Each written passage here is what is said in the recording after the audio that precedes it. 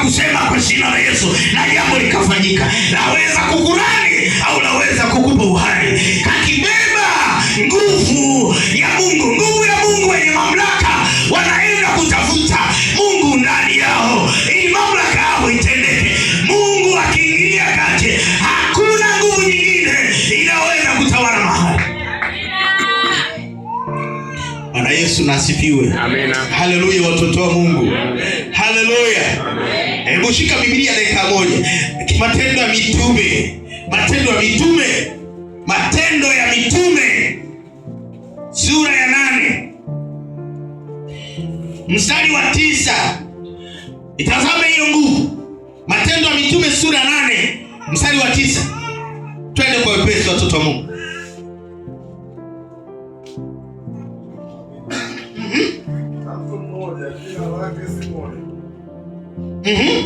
Hapo kwanza alikuwa akifanya uchawi katika mji ule. Simoni hapo kwanza alikuwa akifanya uchawi. Matendo ya Mitume sura 8:9. Simoni anamiliki nguvu ya uchawi. Simoni anamiliki nguvu ya nini? Na alikuwa na uwezo wa kufanya nini? Uchawi. Mji ule akiwashangaza watu wa taifa la Samaria akisema ya kuwa yeye ni mtu mkubwa. Na wote wakamsikiliza, tangu mdogo hata mkubwa. Sema tangu mdogo hadi mkubwa.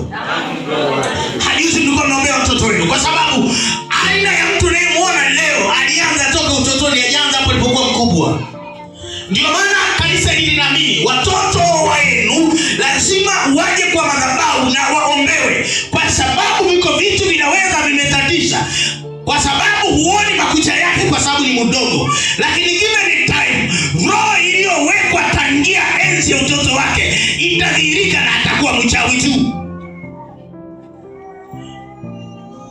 Na atakuwa na roho ile ya ulevi vile vile, na atakuwa na roho ya ujambazi vile vile, na atakuwa hawezi kuolewa vile vile, na hawezi kuoa vile vile, na hawezi kufanya kazi vile vile, na atakuwa masikini kama alivyokuwa masikini vile vile. Lakini humuoni kwa sababu ni mdogo. Biblia inasema huyu alifanya hivyo tangu akiwa. Alafu watu wa Samaria wanamuona sasa kwamba ni mchawi. Simoni amekuwa mchawi tangia mdogo. Tangia nini? Biblia inasema umekuwa hivyo kilema tangia nini? Anawauliza. Wanasema amekuwa hivi tangia mdogo. Manake aliharibiwa huyu mtoto tangia mdogo. Hakuna miujiza hapo. Mtu amefanyiwa hivyo tangia mdogo.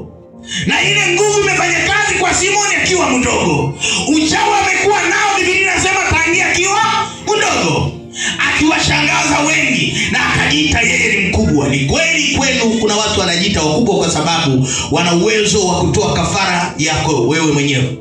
Wana uwezo wa kutoa kafara ng'ombe zako. Wana uwezo wa kutoa kafara kifua chako. Kifua kinauma kwa sababu wao ni wakubwa. Wanajisifu kwa sababu wamekaa kwenye kifua chako na unapata shida ya kupumua. Ni kweli ni wakubwa kwa sababu wameharibu mtoto wako kike. Mpaka leo haolewi kwa sababu ni wakubwa. Wakiamua ni wakubwa. Na mimi nakubali. Wako wakubwa. Kwenye Samaria, Simoni ni mkubwa. Ana uwezo wa kufanya jambo kwa watu. Biblia inasema. Ni kweli mpaka leo wanangu hajafanikiwa kwa sababu kuna watu ni wakubwa eti. Biashara za watu haziendi eti kwa sababu watu wengine ni wakubwa. Tangu muda wote anawashangaza, anajiita mkubwa kwa sababu Simoni ni mchawi. Ni mkubwa, si ndio? Nini kinampa jinange ni mkubwa? Kwa sababu ya nguvu alionayo anajiita ni mkubwa. Mambo yanafanyika kupitia uchawi. Mtu mwingine sio unaongeaje? Si Biblia imesema jamani? Au Kiswahili changu ndio kimesema hivyo? Biblia imesemka nini? Nani alikuwa mchawi? Na alijiita nini? Mkubwa. Kwa sababu ana uwezo wa kuwafanyia watu mambo ya ajabu. Ni mambo ya ajabu. Watu wanaumwa kwa mambo ya ajabu. Watu wanapoteza vyeo, mambo ya ajabu. Watu wanafilisiwa na kuwa masikini, mambo ya ajabu. Watu wanakuwa brainwashed, mambo ya ajabu. Anajiita mkubwa Simoni. Simoni anajiita mkubwa. Sikiliza. Ukisoma vizuri asema huu ni uweza wa Mungu mkuu. Wakamsikiliza, wanajiita miungu, anajiita yeye eti Mungu wake ni mkuu sana.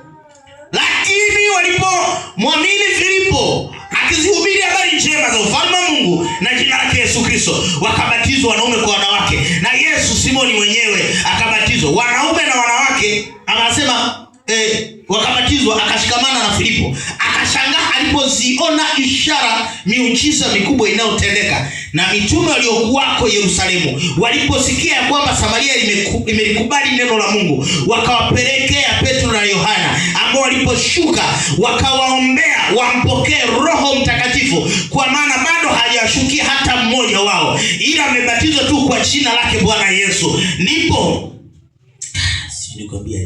wakati Simoni alipoona kuwa watu wanapewa Roho Mtakatifu kwa kuwekewa mikono ya mitume, akataka kuwapa fedha, akisema, nipeni na mimi uwezo huu, nipeni na mimi uwezo huu, nipeni na mimi uwezo huu. Hoja yangu iko tu hapa. Utaona kwamba nguvu ya kichawi ina supplies kwa nguvu ambayo wamepewa, inatokana na Roho ya Mungu. Yeye amebeba roho ya kichawi. Alipokutana na watu ambao wamebeba Roho ya Mungu, alishangazwa na akatamani alipie gharama ya fedha ili aweze kupata ile roho. Sema, Roho ya Mungu inanipa nguvu isiyo ya kawaida. Mwanangu, ukiwa mahali hapa sio ya kawaida. Ndio maana washangaa watu wanaopambana kukanusha, wanapoambia kanisa lenu ina nguvu nyingine, kwa sababu ni kweli wanakaona. Nimewaambia, wakikaona kakadada tu mmoja kanambia, mimi yule dada yule nimetembea naye, nimekaribiana, unajua katembea kule kwenye ile gauni lile ananukia madawa. Naona anajivukisha mle, ndio maana watu wanaanguka akiwaombea, wanafanya hivi. Kuna madawa mle. Yaani mimi niliona madawa makali kweli nilipomsogelea. Nilimsalimia, tulikutana njiani, mtu wa mji huu. Niliona mle hayuko sawa yule. Hayuko sawa. Haleluya. Ni vile tu anasema, lakini hata wewe uliyeko kwenye madhabahu hii hauko sawa. Uko na nguvu nyingine. Uko na nguvu ya Yesu.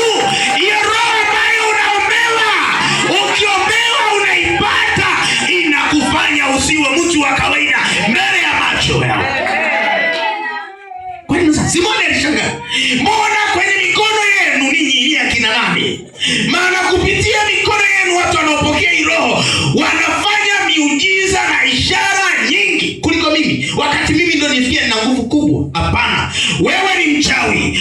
Wewe unaharibu watu wa Bujinga. Wewe unaharibu watu wa Kasanga. Wewe unaharibu watu wa Ndembela. Wewe unaharibu watu wa Kapuli. Wewe unaharibu watu wa Mbeya. Wewe unaharibu watu wa Morogoro. Wewe unaharibu watu wa Pwani. Umeharibu watu wa Sumbawanga. Unanisikiliza ni mimi? Ninakwambia kama Petro alivyosema, acha mara moja. Hauna nguvu yoyote. Hauna nguvu yoyote. Yesu yupo sasa. Achana na hizo biashara. Achana na uganga. Achana na uchawi. Tubu kwa Yesu Kristo. Ni kweli ni wa kawaida, lakini ninayo nguvu ambayo hainunuliki kwa pesa kama unavyotaka. Hii ni kazi ya Roho wa Mungu mwenyewe. Ikiwa wewe umeroga watu kwa kupewa roho ya kichawi, kwa nini unataka kuchafua kazi ya Mungu? Unafikiri Mungu hawezi kuweka roho yake kwa watu wake? Unafikiri Mungu ni mwepesi?